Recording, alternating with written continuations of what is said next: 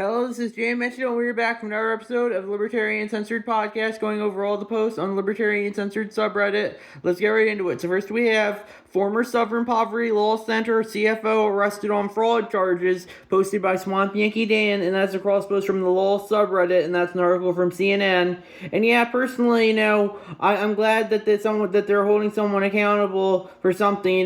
These days it seems like no one's held accountable for anything. And yeah, personally, I think a lot of the woke NGOs like the Southern Poverty Law Center are just massive grifts.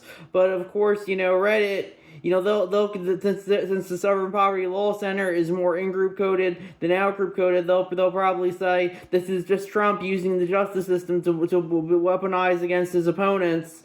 And yeah, personally, I don't really, it doesn't. If you want to say that, that's fine. Say whatever you want to, but. I do think a lot of politics is just grift, and a lot of people aren't held accountable for it. So this is a good example of someone actually being held accountable for it, even if they do happen to be more in-group coded than out-group coded, at least according to typical Redditor standards. Next, we have Trump orders the Navy to return to an older system of launching jets off aircraft carriers, posted by Ragnar OKXG, and that's a cross post from the underreported news subreddit.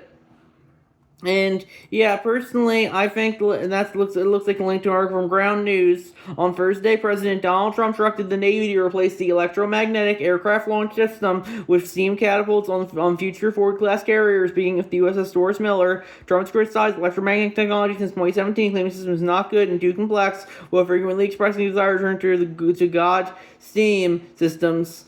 Reverting to steam catapults requires more sailors, complicating the Navy's efforts to fill 20,000 vacant posts. While early data shows steam carriers cost about $100 million more annually to operate. General Atomics warned that modifying the USS Doris Miller, while work is nearly half finished, introduces significant cost and investigation rewards risks warranting careful reconsideration. The Navy must present plans to remove EMLs within 2 months, even as French and Chinese carriers continue utilizing electromagnetic catapults, potentially creating a capability gap for U.S. forces. And then the OP to the post added, "I'm so sick of this dementia pedophile." And yeah, personally, I don't really, ultimately, they can make whatever rules they want regarding the naval ships. If they want to use the new system or the old system, I don't think it really matters too much.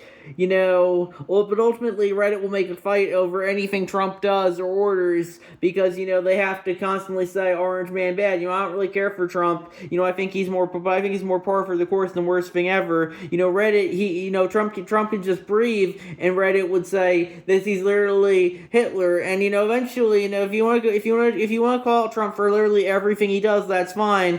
But, I don't think this is that major an issue. I guess you could say it might cost more in taxpayer dollars, but the U.S. has already shown it will throw infinite taxpayer dollars at the military, so I don't think this is really that big an issue, I would say.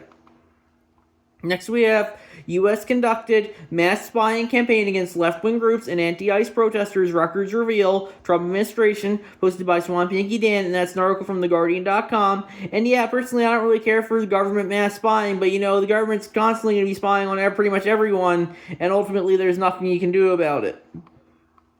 Next we have deficit will be $200 billion more than initially anticipated, CBO projection, fiscal conservatism in action, in parentheses, posted by Woke Boogeyman. That's a cross post from the politics subreddit, and that's an article from thehill.com. And yeah, personally, I don't really care for the ever-growing deficit, but Reddit only cares about the deficits currently since the out-group's in power rather than the in-group. Second the in-group takes power, they'll go back to sweeping it under the rug, and then the Republicans will start caring about it. But, it just goes to show you that, it doesn't really matter which branch of the party is in power. They're just going to keep spending like there's no tomorrow, and there's really nothing you can do about it.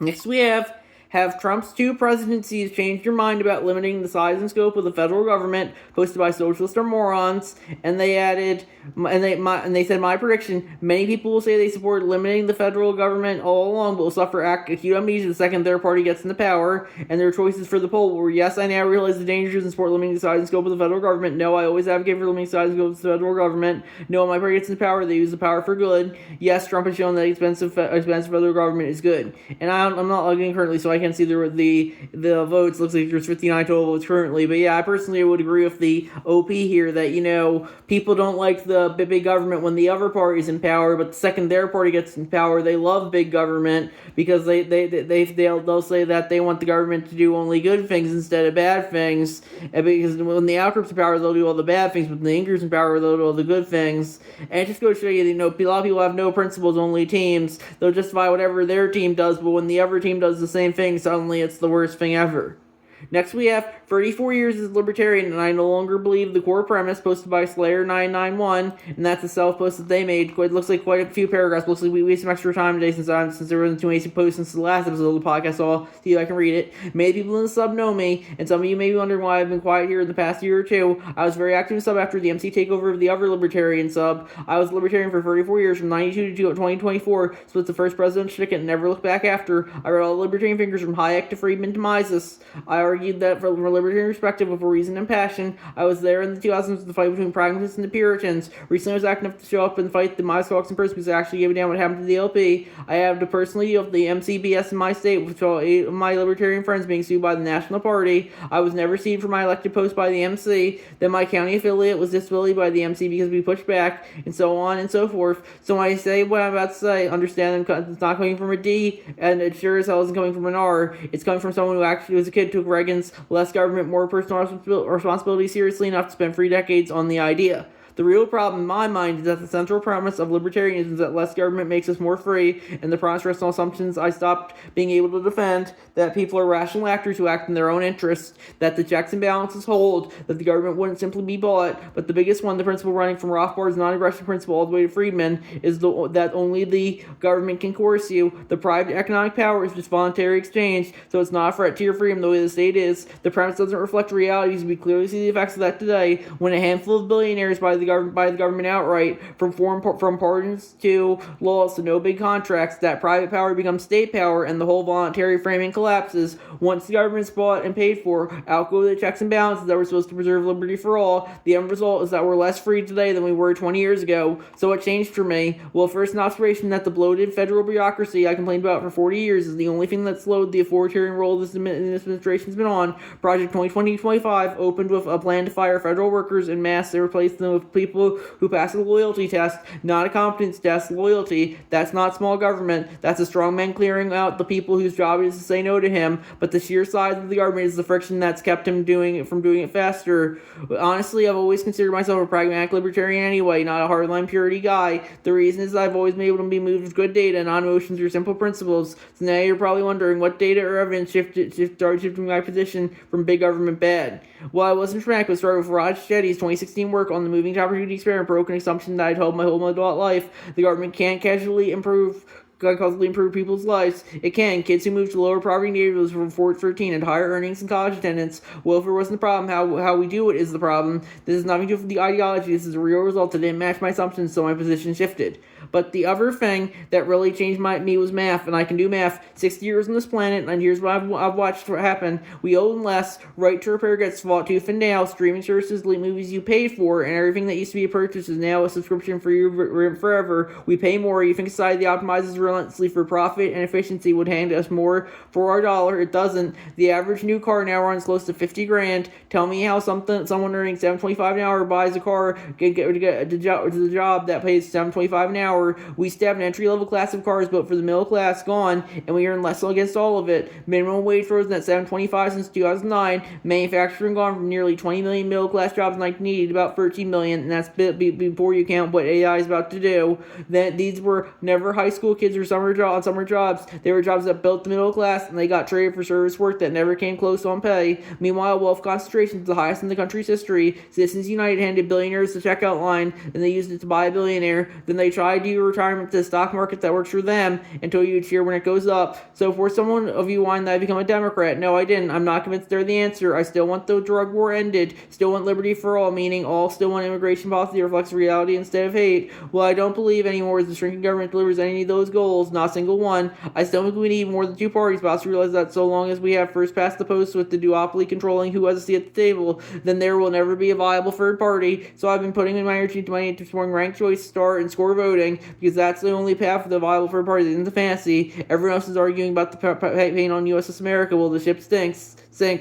So I'll leave you with the question that I can't answer. In 34 years, what has libertarianism actually done? Not shifted the conversation on, not raised awareness of, done. Name the national policy of this because the will it into being, and that's still standing. I'll wait. Before someone says we, ask yourself whether that was libertarian philosophy winning or just the majority of Americans finally agreeing prohibition was stupid. The LP didn't legalize it, voters did, in spite of the duopoly, not because the third party forced their hand. Peace.